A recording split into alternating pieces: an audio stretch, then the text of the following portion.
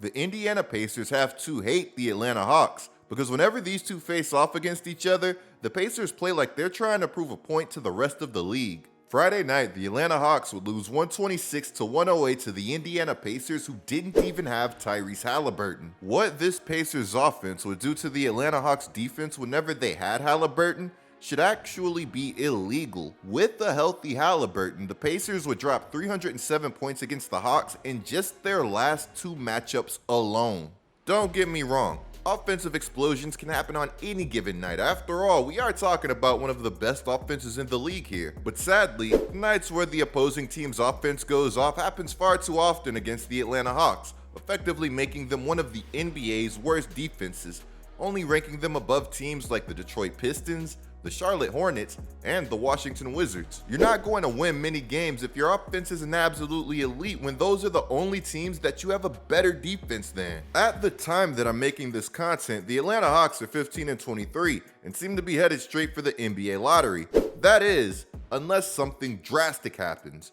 But even then, the Hawks, who have been ready to win, seem to have come to terms with the fact that there might not be a move out there that makes them a true contender this season. This, along with the Spurs owning their first round pick in 2025, is the reason that the Atlanta Hawks are currently feeling like a quick soft reset could be the play that gets them back on track. As wild as it might be to say, the Atlanta Hawks are all in on a Dejounte Murray trade despite just paying a premium to acquire him June 30th, 2022. Guys, you heard me right. We are only a year and a half into the Dejounte Murray and Trae Young duo. And according to Woj, the Atlanta Hawks are more than ready to trade Dejounte Murray once they find the right trade package. You guys already know that we have to discuss where Dejounte Murray may potentially be headed, but first, today's sponsor is PrizePicks, the guys who have been making sure that we have been staying entertained. I've been having so much fun on PrizePicks, and with the NFL playoffs finally being here, you know that we have to lock in and take full advantage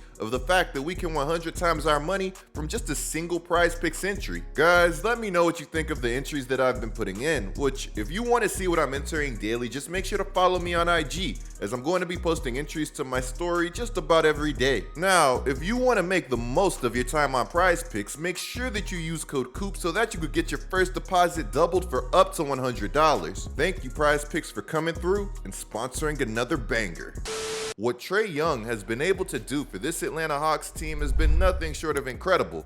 And get this, he feels like he would have been able to accomplish even more if he was completely healthy during the 2021 playoffs. What if Trae Young never got hurt in Game 3 of the 2021 Eastern Conference Finals? I ain't gonna lie, we definitely would have won our first chip. I don't even want to talk about it.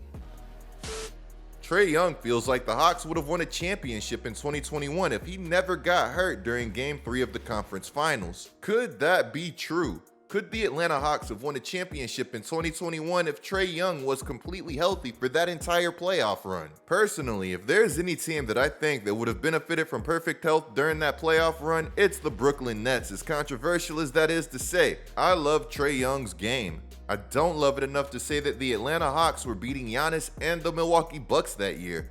But I will say that listening to this Trae Young clip that I just played, that you could tell that losing that series bothered Trae, and that this man really does want another shot at a championship. So I think that we could all agree that this season hasn't been pretty for the Atlanta Hawks, with the Trae Young and Dejounte Murray pairing yielding less than desirable results. And we could also agree that the Atlanta Hawks do have the right idea, exploring the trade market to see what they could get in return for Dejounte Murray. To add some context to that earlier Woj quote, Atlanta is ready to trade Dejounte Murray. They have given some time to the Trae Young and Dejounte Murray backcourt, but they are ready to move on from it. Dejounte is the player that they are engaged around the league with. They've talked with the Lakers and exchanged some ideas on a potential trade, but they are engaged with a lot of teams. With the Hawks having enough of this whole Dejounte Murray experience, and since they've already had discussions with the Lakers and some other teams on what a potential Dejounte trade would look like, it seems like it's only a matter of time before Dejounte gets traded. On ESPN, Woj would also say that the Hawks gave up a lot to get Dejounte Murray, meaning that there's a good chance that this man wouldn't be coming cheap. Which is exactly what I said in my most recent Dejounte Murray content. I just hope that the Hawks' asking price doesn't end up deterring them from getting a Dejounte Murray deal done, because to me, This is one of those situations where both sides could definitely benefit from a split. For a quick refresher, let's go over some of the teams who are now interested in Dejounte Murray. According to Jake L. Fisher, the Lakers, the Knicks, the 76ers, the Heat, and the Pistons have all been ready to engage in trade talks surrounding Dejounte Murray. I see you, Detroit, and I'm not mad at all at that Dejounte Murray interest. I'm mad at the basketball product that you've been putting on the floor with things like this happening, but I just can't be mad at you for that interest, even if I don't think that it makes a ton of sense. The Pistons trading assets to get Dejounte Murray just so that they don't end up being the worst team ever would be the most Pistons thing possible. So check it out. I forgot to mention that there's another team who's also had interest in Dejounte Murray, and this team might not be who you'd expect.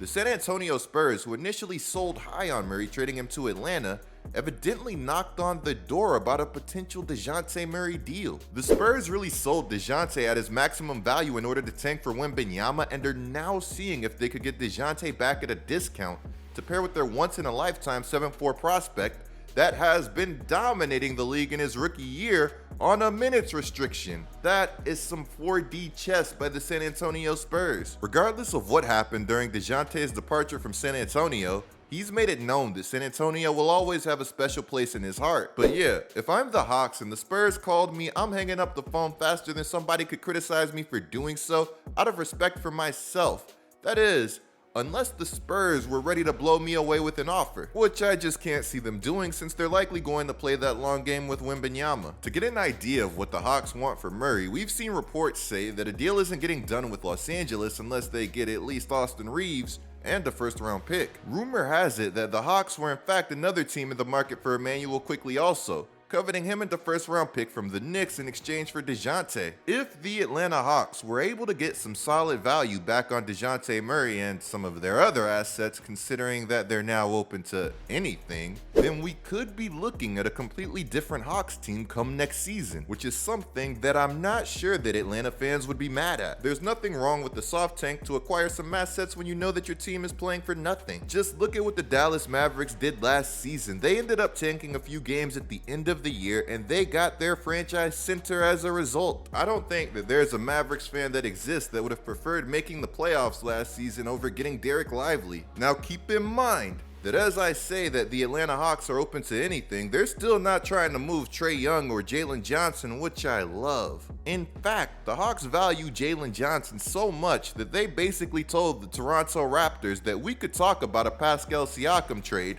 but we would strongly prefer if you just didn't bring up the name Jalen Johnson. For those of you who don't know who Jalen Johnson is, he's like if a young Josh Smith had better ball IQ and a way better jump shot. In today's NBA, a build like that is incredibly dangerous. Jalen Johnson is 6'8", he creates, he blocks shots, he rebounds, he dunks, he knocks down shots, and he plays off of stars like Trae Young incredibly well. This man is a freak that is perfect for the modern NBA, and also Trae Young, who, as I said on Twitter, knows where this man is at all times. Averaging 15.4 points and 8.5 rebounds on 58.5% from the field and 40% from downtown, this man has a legitimate case to be the NBA's most improved player at just 22 years old. The Atlanta Hawks trading John Collins was textbook addition by subtraction, with this trade giving Jalen Johnson a clear path to minutes. And also, addition in the form of addition, with the Hawks clearing cap space and getting back a large trade exception. The John Collins trade was a sneaky good move by the Atlanta Hawks, who now has made quite a few of them. I can't wait to see what this team's next move is, as it's loaded with pieces that could help out other teams. Clint Capella and Bogdanovic could definitely help to do some real damage in the right situation, which Clint Capella just has to be gone soon, because there's no way that this team drafted a Kongu 6th overall to keep Capella, right? Guys, in the comments below, let me know what you think of this situation that's unraveling in Atlanta. What would you be trying to get back for Dejounte Murray if you were the Hawks? Clicking the video on the screen right now is a great way to support my channel. I'm GETLIKECOOP, bringing you guys the scoop until our next upload.